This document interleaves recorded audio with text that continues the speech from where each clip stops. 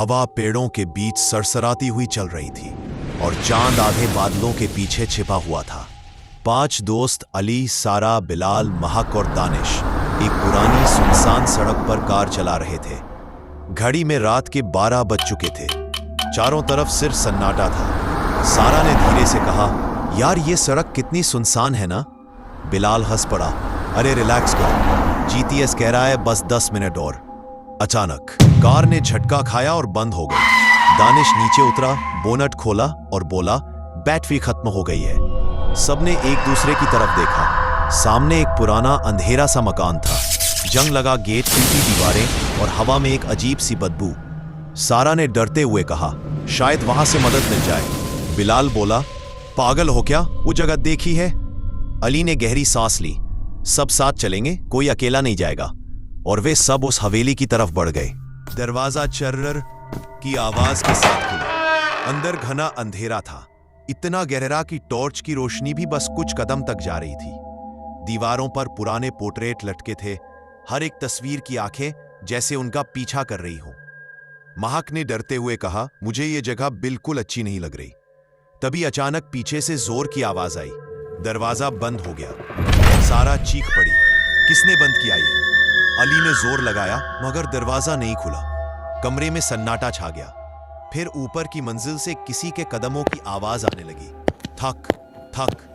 और फिर एक पुराना पियानो अपने आप बजने लगा। बिलाल कांप गया, मैंने नहीं किया।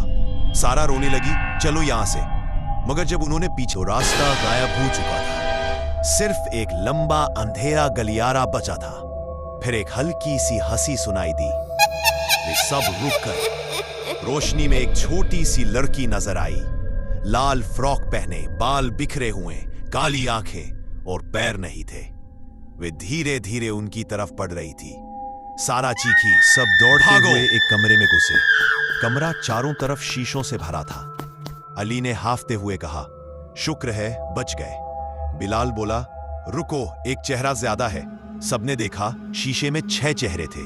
छठा चेहरा उसी लड़की का था। अचानक शीशा क्रश टूट गया।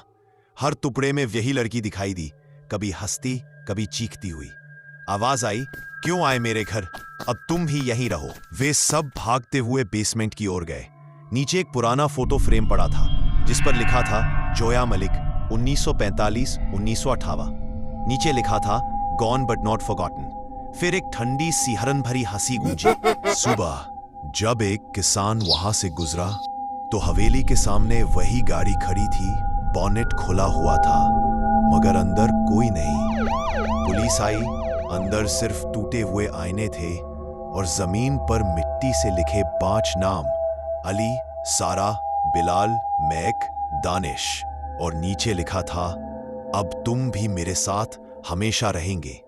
कहते हैं, आज भी अगर कोई उस सड़क से गुजरता है तो उस गाड़ी से हल्की सी आवाज आती है, पियानो की, टिंग, और हवा फूसू फूस करके कहती है, वेलकम बैक होम।